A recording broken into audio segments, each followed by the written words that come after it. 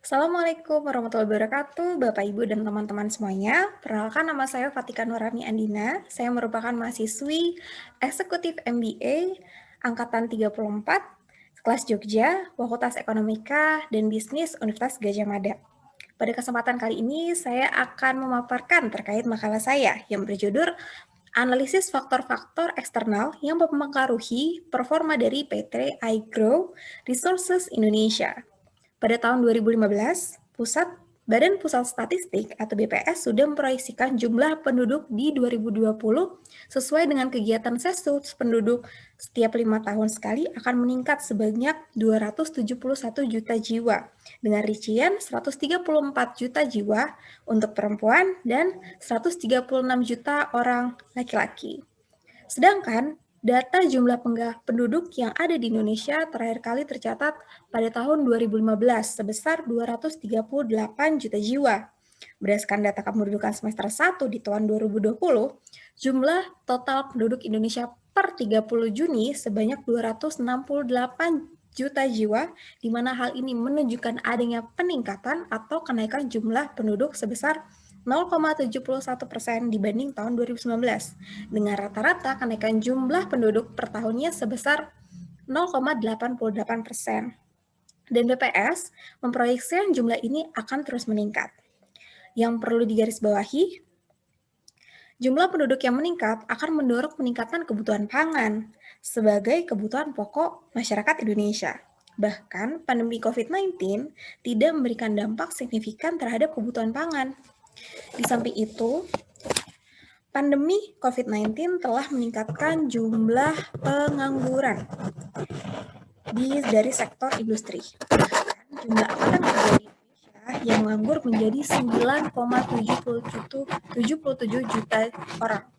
Sektor pertanian dan teknologi komunikasi cenderung aman karena permintaan yang tidak berkurang akan malah bertambah. Kenapa faktor lingkungan eksternal menjadi penting? Karena hal ini mempengaruhi bisnis, bahkan pengaruhnya mencapai 50%. Nah, ini dia adalah tujuan dari makalah saya. Pertama, dalam makalah saya ini bertujuan untuk mengidentifikasi faktor-faktor eksternal yang mempengaruhi PT iGrow, lalu mengidentifikasi peluang atau kesempatan dan ancaman yang bisa terjadi terhadap bisnis iGrow, dan yang terakhir adalah mengidentifikasi implikasi dari faktor-faktor lingkungan eksternal untuk PT iGrow. Lalu PT iGrow itu siapa sih? Nah, PT iGrow sendiri itu telah berdiri sebagai sebuah PT atau perseroan terbatas dengan nama PT iGrow Resources Indonesia. Lokasi kantornya berada di Jalan Insinyur Haji Juanda 43, Depok, Jawa Barat. PT iGrow sendiri itu merupakan salah satu perusahaan yang berbasis fintech atau finance teknologi dengan metode peer-to-peer lending. iGrow menjadi salah satu peer-to-peer lending di Indonesia atau startup fintech di Indonesia yang fokus pada pertanian, perkebunan, perikanan, dan peternakan. iGrow juga telah mendapat banyak penghargaan dari dalam maupun luar negeri karena iGrow bermulai dari startup. Di tahun 2015, bahkan iGrow sudah mampu mempekerjakan lebih dari 1.200 petani dan memanfaatkan 890 hektar tanah. Nah, hal ini sesuai dengan visi misi iGrow yang nanti akan kita sampaikan. Lalu, TBK total itu yang mampu diraih iGrow sudah mencapai 95,22% dengan rata-rata bagi hasil 13-24%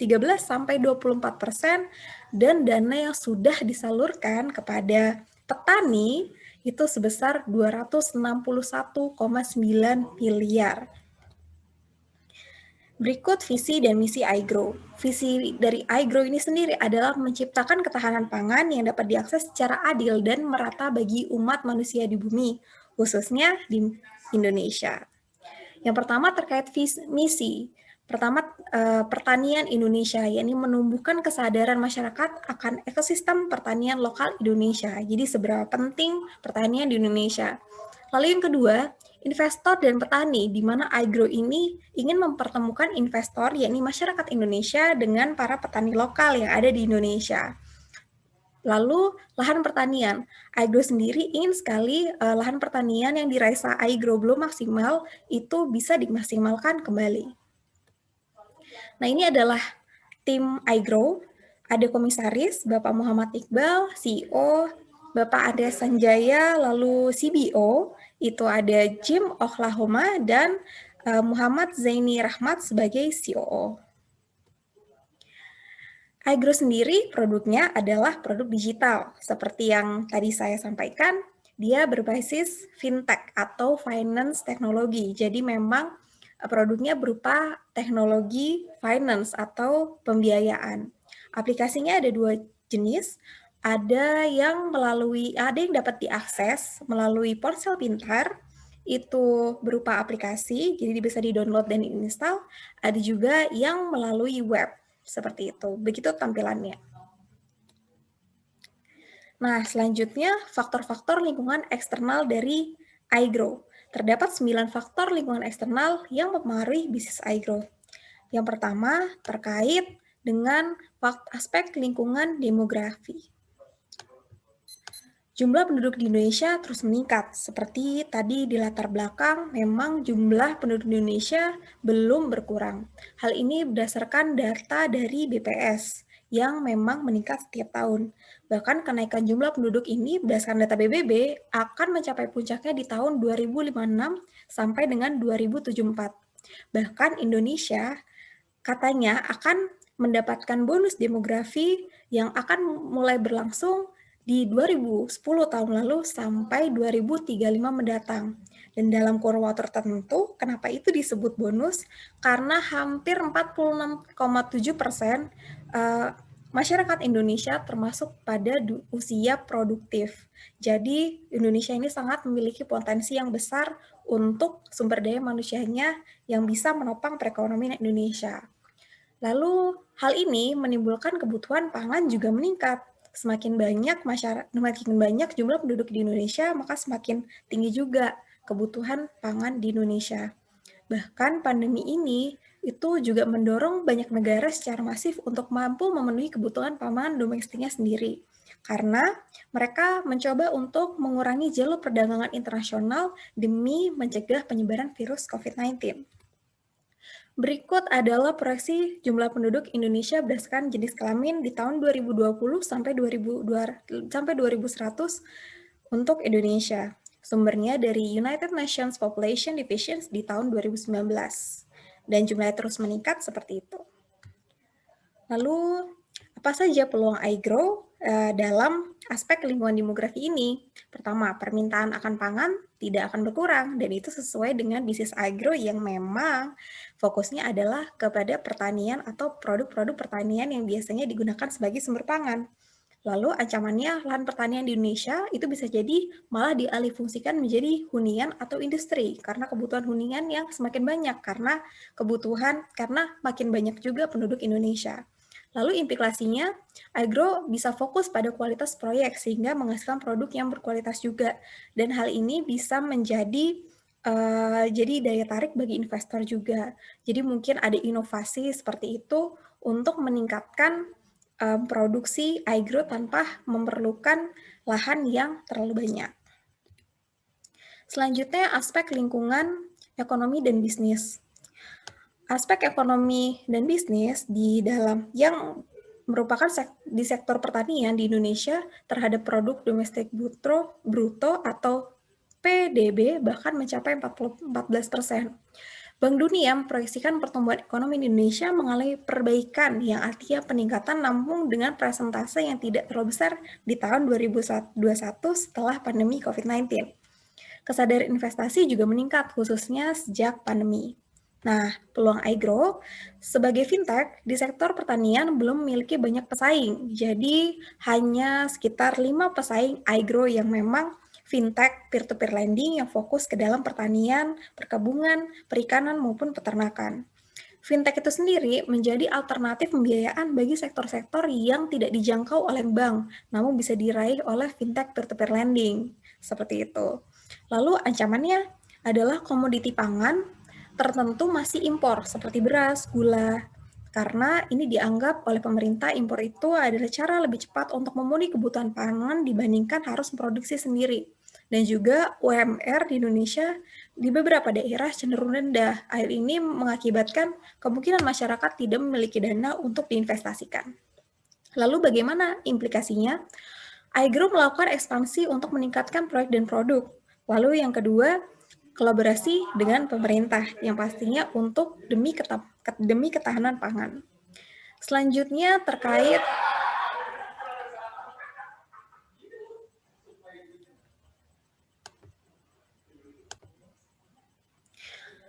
dari aspek lingkungan sosial dan budaya, Indonesia merupakan negara yang agraris, namun mindset masyarakat Indonesia mulai berubah. Petani dianggap sebagai pekerjaan yang kurang prestisius. Pekerjaan sektor pertanian juga berkurang terus, seiring dengan pertambahan zaman. Lalu peluang iGrow adalah Indonesia itu negara mayoritas masih muslim, dan iGrow sendiri dianggap sebagai salah satu fintech peer-to-peer lending yang syariah. Nah, ancaman pola pikir di mana generasi saat ini cenderung menganggap sektor pertanian itu bukan sektor yang menjanjikan secara finansial, dan petani bukanlah dream job atau pekerjaan yang menjanjikan juga. Lalu implikasinya, iGrow dapat melakukan kampanye, padahal sektor pertanian adalah industri yang tidak akan pernah musnah. Jadi iGrow bisa menunjukkan pada masyarakat bahwa sektor pertanian itu menjanjikan melalui kampanye-kampanye. Selanjutnya, aspek lingkungan informasi dan teknologi. Pertama, hingga kuartal 2 tahun 2020, pengguna internet di Indonesia mencapai 1.967 juta atau 73,7% dari keseluruhan penduduk Indonesia. Pengakses internet di Indonesia paling besar presentasinya berasal dari usia produktif. Pergeseran pola kegiatan masyarakat di kala pandemi yang beraktivitas secara online juga mendorong masyarakat untuk lebih atau makin piawai memanfaatkan jaringan internet maupun mengoperasikan gawai. Banyak kegiatan bisa dilakukan secara online akibat perkembangan teknologi, contohnya seperti kuliah, berjualan, membeli sesuatu, bahkan hingga seminar. Nah, peluang dari kondisi ini di iGrow adalah iGrow bisa memberikan kesempatan bagi investor untuk berinvestasi hanya melalui ponsel pintar atau device yang connect dengan internet. Jadi sangat mudah gitu, sambil tiduran bisa langsung investasi. Namun ancamannya baik masyarakat Indonesia ini belum percaya dengan fintech. Dan bagi iGrow, no internet itu no investor. Jadi betul-betul memang bergantung pada jaringan internet dari konsumen atau investor.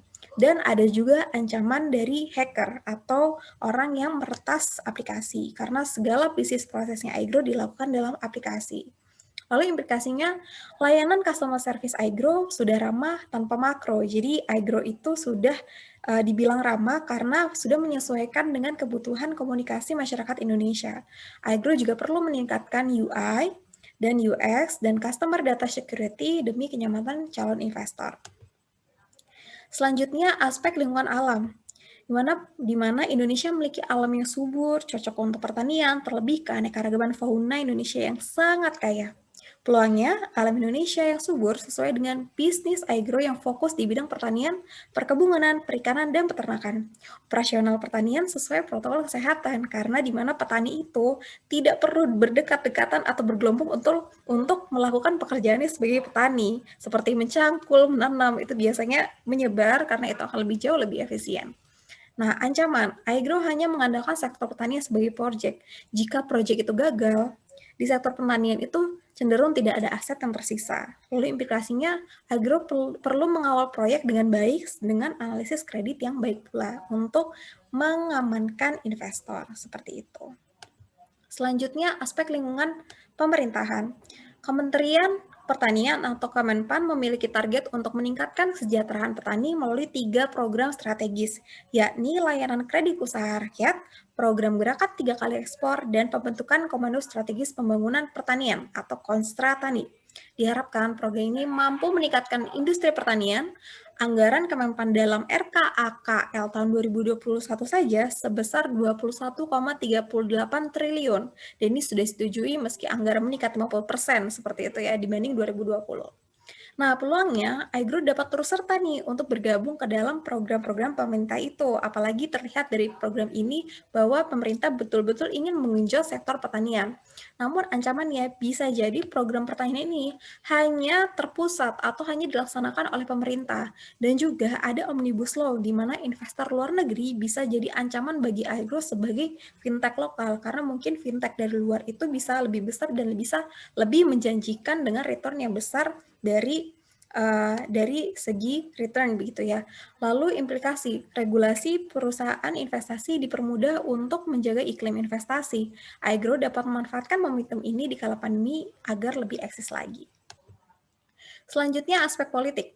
Politik yang dinamis, khususnya saat pilpres maupun pilkada di Indonesia, Indonesia menjadi berjanji Indonesia menjadi bagian dari perjanjian WTO dalam bidang pertanian ya dengan menyoroti 3 hal, yakni ekspor, akses pasar, dan bantuan domestik.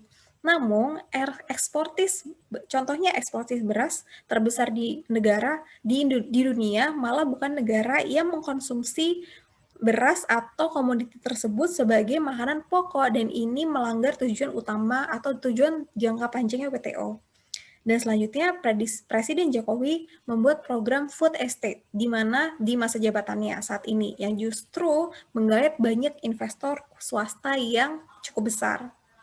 Lalu bagaimana peluang iGrow? Dalam hal ini, sebagai pihak swasta, iGrow dapat berinovasi untuk menjadi perpanjangan tangan bagi pemerintah dalam program-program ketahanan pangan.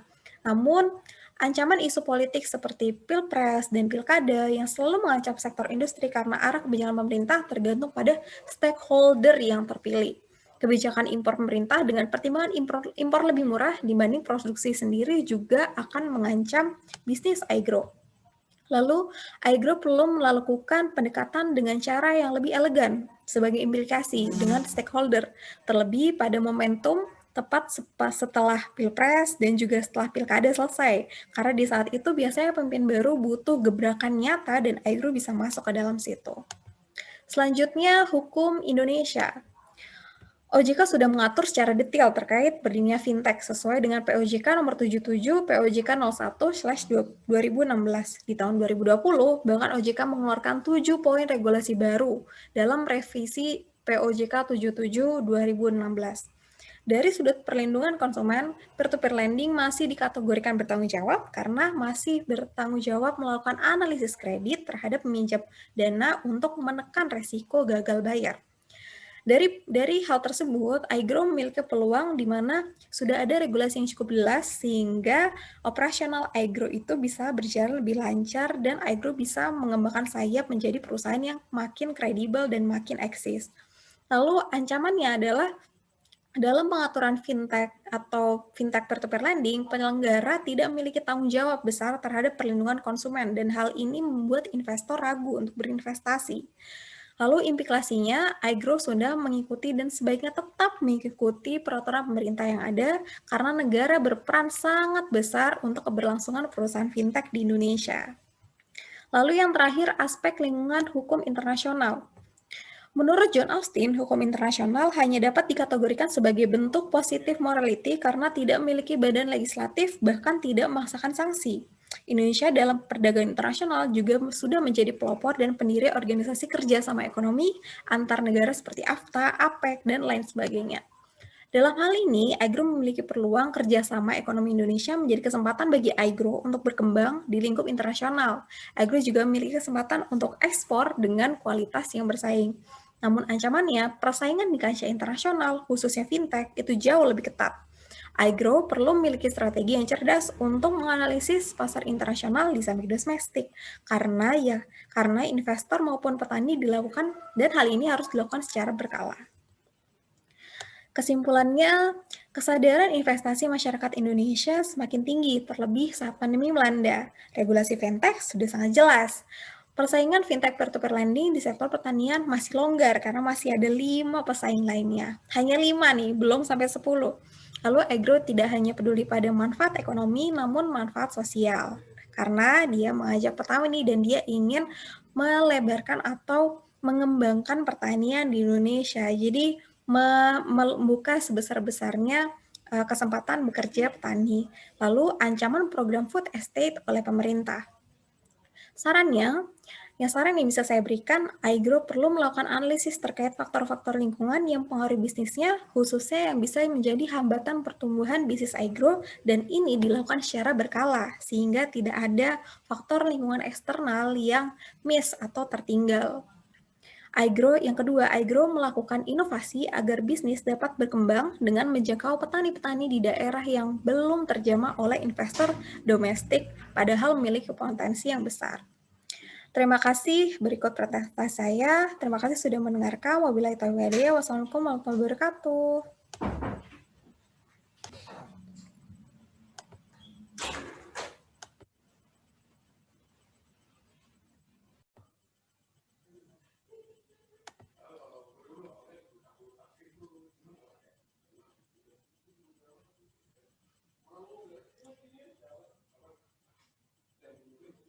Assalamualaikum warahmatullahi wabarakatuh. Selamat malam, ada yang pagi juga, ada yang siang juga, Bapak, Ibu, dan teman-teman semuanya. Perkenalkan, nama saya Fatika Nurani Andina. Saya merupakan mahasiswi Eksekutif MBA Angkatan 34, kelas Jogja. Fakultas Ekonomika dan Bisnis, UTS Gajah Mada.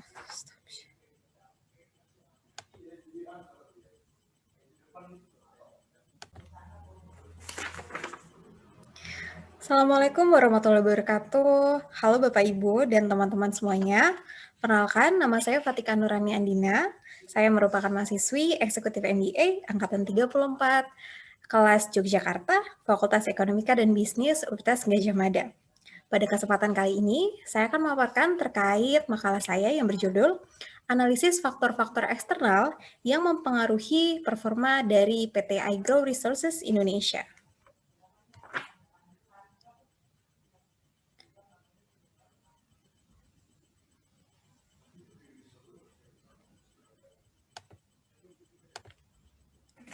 Assalamualaikum warahmatullahi wabarakatuh. Halo Bapak, Ibu, dan teman-teman semuanya. Perkenalkan, nama saya Fatika Nurani Andina. Saya merupakan mahasiswi Eksekutif MBA Angkatan 34, kelas Yogyakarta, Fakultas Ekonomika dan Bisnis Universitas Gajah Mada. Pada kesempatan kali ini, saya akan mencoba memaparkan terkait makalah saya yang berjudul Analisis Faktor-Faktor Eksternal yang Mempengaruhi Performa dari PT iGrow Resources Indonesia.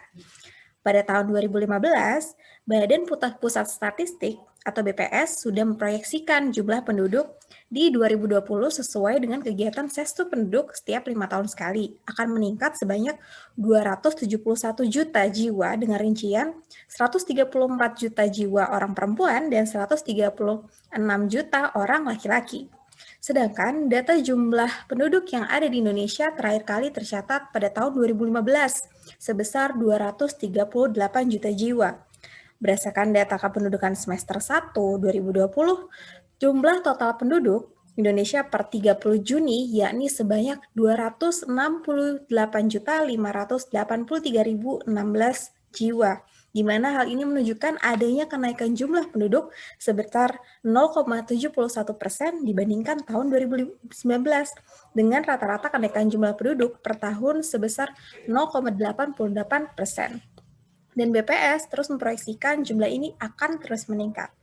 Yang perlu digarisbawahi, jumlah penduduk yang meningkat akan mendorong peningkatan juga kebutuhan pangan sebagai kebutuhan pokok manusia atau masyarakat di Indonesia. Bahkan pandemi COVID-19 tidak memberikan dampak yang signifikan terhadap kebutuhan pangan. Di samping itu, pandemi COVID-19 telah meningkatkan jumlah pengangguran dari sektor industri, bahkan jumlah angkatan kerja di Indonesia menganggur menjadi sebesar 9,77 juta orang di sektor pertanian.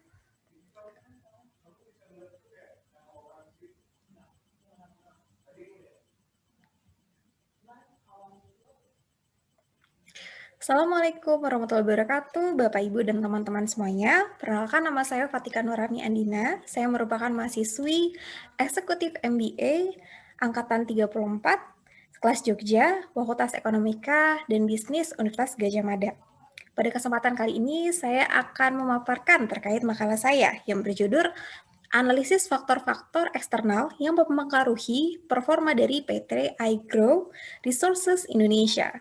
Pada tahun 2015, Badan Pusat Statistik atau BPS sudah memproyeksikan jumlah penduduk di 2020 sesuai dengan kegiatan sensus penduduk setiap 5 tahun sekali akan meningkat sebanyak 271 juta jiwa dengan rincian 134 juta jiwa untuk perempuan dan 136 juta orang laki-laki. Sedangkan data jumlah penduduk yang ada di Indonesia terakhir kali tercatat pada tahun 2015 sebesar 238 juta jiwa.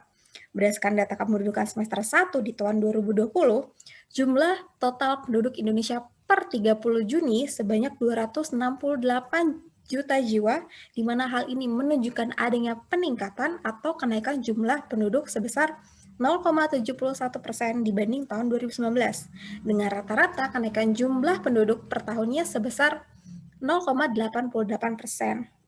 Dan BPS memproyeksikan jumlah ini akan terus meningkat. Yang perlu digarisbawahi, jumlah penduduk yang meningkat akan mendorong peningkatan kebutuhan pangan sebagai kebutuhan pokok masyarakat Indonesia. Bahkan, pandemi COVID-19 tidak memberikan dampak signifikan terhadap kebutuhan pangan.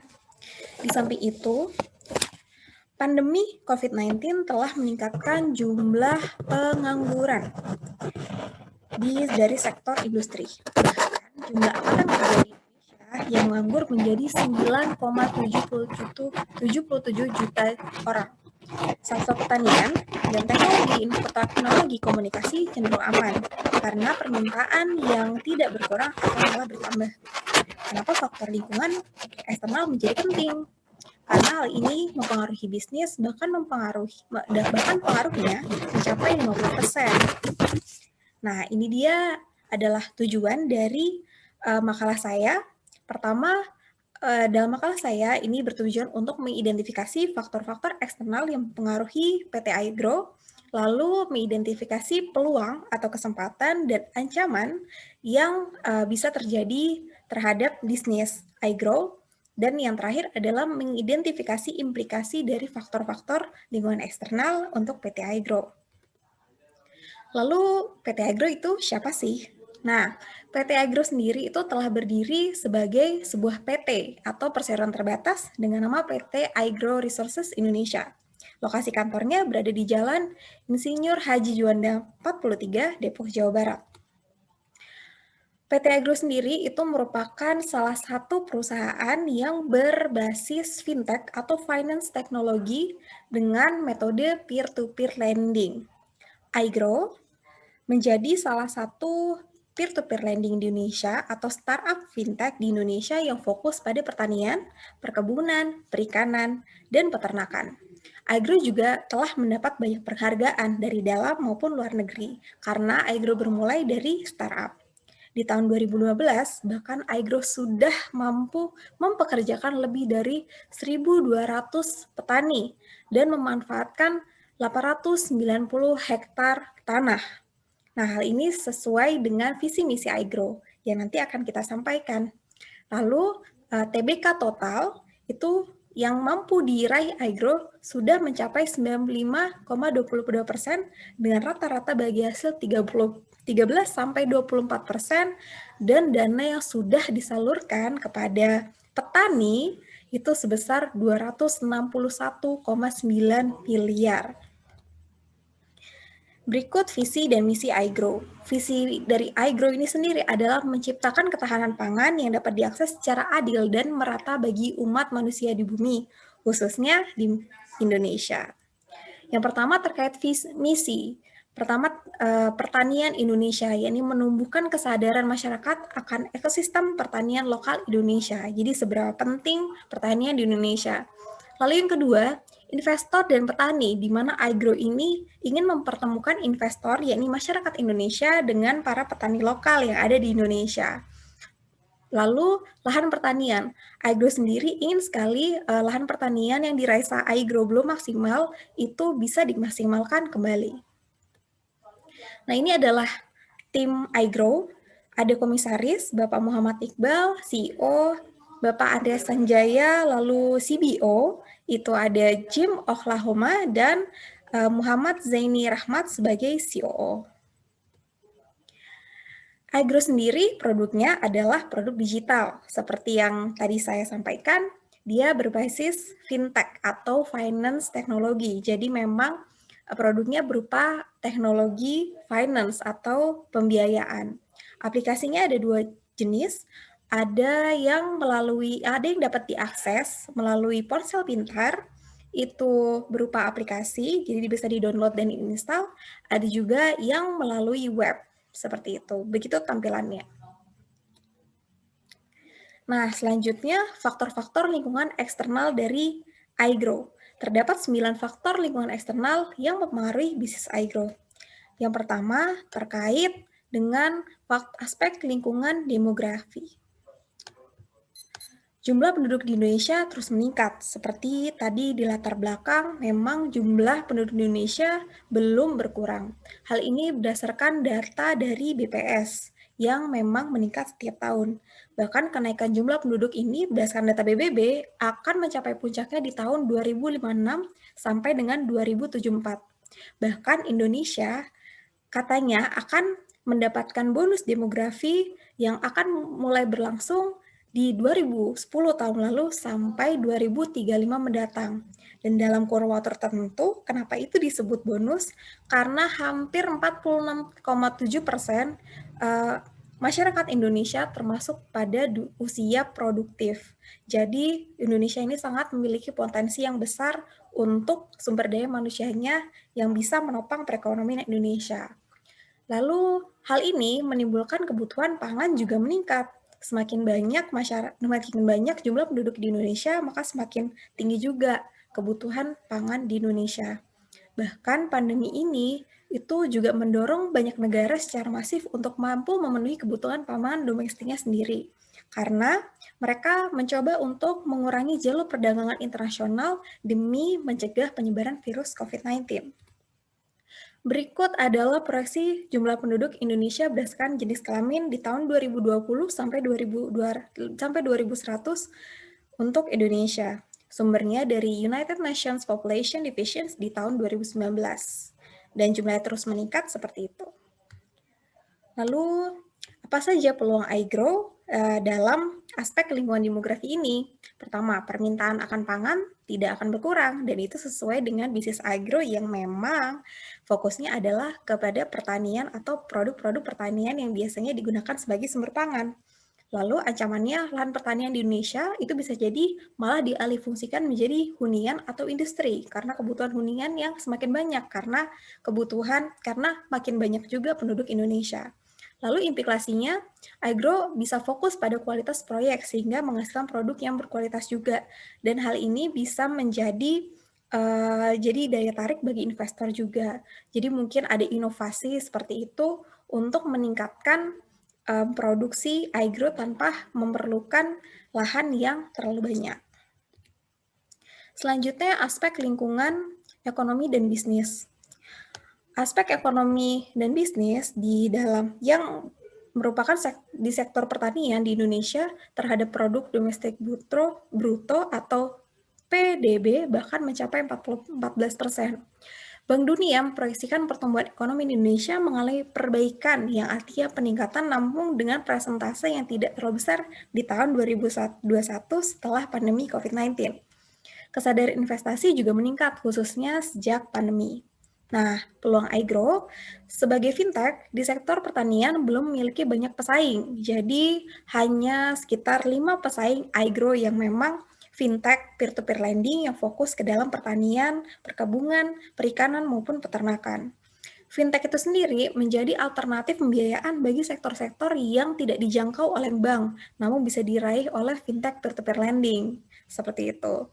Lalu ancamannya adalah komoditi pangan tertentu masih impor, seperti beras, gula, karena ini dianggap oleh pemerintah impor itu adalah cara lebih cepat untuk memenuhi kebutuhan pangan dibandingkan harus memproduksi sendiri. Dan juga UMR di Indonesia di beberapa daerah cenderung rendah. Hal ini mengakibatkan kemungkinan masyarakat tidak memiliki dana untuk diinvestasikan. Lalu bagaimana implikasinya? iGroup melakukan ekspansi untuk meningkatkan proyek dan produk. Lalu yang kedua, kolaborasi dengan pemerintah yang pastinya untuk demi ketahanan pangan. Selanjutnya terkait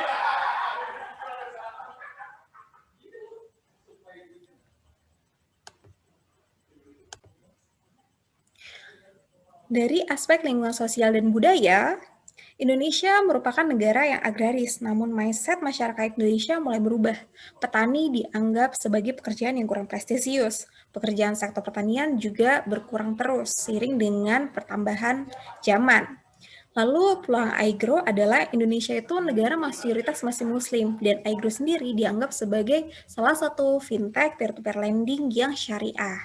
Nah, ancaman pola pikir di mana generasi saat ini cenderung menganggap sektor pertanian itu bukan sektor yang menjanjikan secara finansial dan petani bukanlah dream job atau pekerjaan yang menjanjikan juga.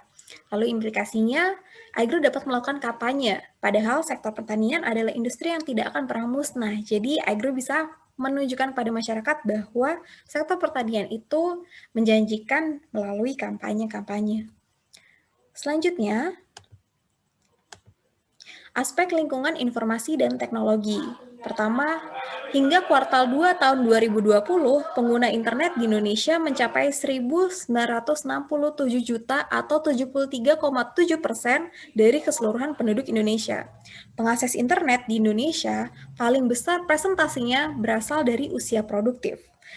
Pergeseran pola kegiatan masyarakat di kala pandemi yang beraktivitas secara online juga mendorong masyarakat untuk lebih atau makin piawai memanfaatkan jaringan internet maupun mengoperasikan gawai. Banyak kegiatan bisa dilakukan secara online akibat perkembangan teknologi, contohnya seperti kuliah, berjualan, membeli sesuatu, bahkan hingga seminar. Nah, peluang dari kondisi ini di iGrow adalah iGrow bisa memberikan kesempatan bagi investor untuk berinvestasi hanya melalui ponsel pintar atau device yang connect dengan internet. Jadi sangat mudah gitu, sambil tiduran bisa langsung investasi. Namun ancamannya banyak masyarakat Indonesia ini belum percaya dengan fintech. Dan bagi iGrow, no internet itu no investor. Jadi betul-betul memang bergantung pada jaringan internet dari konsumen atau investor. Dan ada juga ancaman dari hacker atau orang yang meretas aplikasi karena segala bisnis prosesnya iGrow dilakukan dalam aplikasi. Lalu implikasinya, layanan customer service iGrow sudah ramah tanpa makro. Jadi iGrow itu sudah dibilang ramah karena sudah menyesuaikan dengan kebutuhan komunikasi masyarakat Indonesia. iGrow juga perlu meningkatkan UI dan UX dan customer data security demi kenyamanan calon investor. Selanjutnya, aspek lingkungan alam, di mana Indonesia memiliki alam yang subur, cocok untuk pertanian, terlebih keanekaragaman fauna Indonesia yang sangat kaya. Peluangnya, alam Indonesia yang subur sesuai dengan bisnis iGrow yang fokus di bidang pertanian, perkebunan, perikanan, dan peternakan. Operasional pertanian sesuai protokol kesehatan, karena di mana petani itu tidak perlu berdekat-dekatan atau bergelombung untuk melakukan pekerjaannya sebagai petani, seperti mencangkul, menanam, itu biasanya menyebar karena itu akan lebih jauh lebih efisien. Nah, ancaman, iGrow hanya mengandalkan sektor pertanian sebagai proyek. Jika proyek itu gagal, di sektor pertanian itu cenderung tidak ada aset yang tersisa. Lalu implikasinya, iGrow perlu mengawal proyek dengan baik dengan analisis kredit yang baik pula untuk mengamankan investor, seperti itu. Selanjutnya, aspek lingkungan pemerintahan. Kementerian Pertanian atau Kemenpan memiliki target untuk meningkatkan kesejahteraan petani melalui 3 program strategis, yakni layanan kredit usaha rakyat, program gerakan 3 kali ekspor, dan pembentukan Komando Strategis Pembangunan Pertanian atau Konstra Tani. Diharapkan program ini mampu meningkatkan industri pertanian. Anggaran Kemenpan dalam RKAKL tahun 2021 saja sebesar 21,38 triliun. Dan ini sudah disetujui meski anggaran meningkat 50% seperti itu ya dibanding 2020. Nah, peluangnya iGrow dapat terus serta nih untuk bergabung ke dalam program-program pemerintah itu. Apalagi terlihat dari program ini bahwa pemerintah betul-betul ingin mengenjot sektor pertanian. Namun ancamannya bisa jadi program pertanian ini hanya terpusat atau hanya dilaksanakan oleh pemerintah. Dan juga ada Omnibus Law di mana investor luar negeri bisa jadi ancaman bagi iGrow sebagai fintech lokal. Karena mungkin fintech dari luar itu bisa lebih besar dan bisa lebih menjanjikan dengan return yang besar dari dari segi return begitu ya. Lalu implikasi, regulasi perusahaan investasi dipermudah untuk menjaga iklim investasi. iGrow dapat memanfaatkan momentum ini di kala pandemi agar lebih eksis lagi. Selanjutnya aspek politik. Politik yang dinamis, khususnya saat pilpres maupun pilkada di Indonesia, Indonesia menjadi bagian dari perjanjian WTO dalam bidang pertanian ya dengan menyoroti 3 hal, yakni ekspor, akses pasar, dan bantuan domestik. Namun, contohnya eksportis beras terbesar di dunia malah bukan negara yang mengkonsumsi beras atau komoditi tersebut sebagai makanan pokok dan ini melanggar tujuan utama atau tujuan jangka panjangnya WTO. Dan selanjutnya, Presiden Jokowi membuat program food estate di mana di masa jabatannya saat ini yang justru menggait banyak investor swasta yang cukup besar. Lalu bagaimana peluang iGrow? Dalam hal ini, sebagai pihak swasta, iGrow dapat berinovasi untuk menjadi perpanjangan tangan bagi pemerintah dalam program-program ketahanan pangan. Namun, ancaman isu politik seperti pilpres dan pilkada yang selalu mengancam sektor industri karena arah kebijakan pemerintah tergantung pada stakeholder yang terpilih. Kebijakan impor pemerintah dengan pertimbangan impor lebih murah dibanding produksi sendiri juga akan mengancam bisnis iGrow. Lalu, iGrow perlu melakukan pendekatan dengan cara yang lebih elegan sebagai implikasi dengan stakeholder, terlebih pada momentum tepat setelah Pilpres dan juga setelah Pilkada selesai. Karena di saat itu biasanya pemimpin baru butuh gebrakan nyata dan iGrow bisa masuk ke dalam situ. Selanjutnya, hukum Indonesia. OJK sudah mengatur secara detail terkait berdirinya fintech sesuai dengan POJK nomor 77 POJK 01/2016. Di tahun 2020, bahkan OJK mengeluarkan 7 poin regulasi baru dalam revisi POJK 77 2016. Dari sudut perlindungan konsumen, peer-to-peer lending masih dikategorikan bertanggung jawab karena masih bertanggung jawab melakukan analisis kredit terhadap peminjam dana untuk menekan resiko gagal bayar. Dari hal tersebut, iGrow memiliki peluang di mana sudah ada regulasi yang cukup jelas sehingga operasional iGrow itu bisa berjalan lebih lancar dan iGrow bisa mengembangkan sayap menjadi perusahaan yang makin kredibel dan makin eksis. Lalu ancamannya adalah dalam pengaturan fintech atau fintech peer-to-peer lending, penyelenggara tidak memiliki tanggung jawab besar terhadap perlindungan konsumen dan hal ini membuat investor ragu untuk berinvestasi. Lalu implikasinya, iGrow sudah mengikuti dan sebaiknya tetap mengikuti peraturan pemerintah yang ada karena negara berperan sangat besar untuk keberlangsungan perusahaan fintech di Indonesia. Lalu yang terakhir, aspek lingkungan hukum internasional. Menurut John Austin, hukum internasional hanya dapat dikategorikan sebagai bentuk positif morality karena tidak memiliki badan legislatif, bahkan tidak memaksakan sanksi. Indonesia dalam perdagangan internasional juga sudah menjadi pelopor dan pendiri organisasi kerjasama ekonomi antar negara seperti AFTA, APEC, dan lain sebagainya. Dalam hal ini, iGrow memiliki peluang kerjasama ekonomi Indonesia menjadi kesempatan bagi iGrow untuk berkembang di lingkup internasional. iGrow juga memiliki kesempatan untuk ekspor dengan kualitas yang bersaing. Namun ancamannya, persaingan di kancah internasional, khususnya fintech, itu jauh lebih ketat. iGrow perlu memiliki strategi yang cerdas untuk menganalisis pasar internasional di samping domestik, karena investor maupun petani dilakukan dan hal ini harus dilakukan secara berkala. Kesimpulannya, kesadaran investasi masyarakat Indonesia semakin tinggi, terlebih saat pandemi melanda. Regulasi fintech sudah sangat jelas. Persaingan fintech peer-to-peer lending di sektor pertanian masih longgar karena masih ada 5 pesaing lainnya. Hanya 5 nih, belum sampai 10. Lalu iGrow tidak hanya peduli pada manfaat ekonomi, namun manfaat sosial. Karena dia mengajak petani dan dia ingin melebarkan atau mengembangkan pertanian di Indonesia. Jadi membuka sebesar-besarnya kesempatan bekerja petani. Lalu ancaman program food estate oleh pemerintah.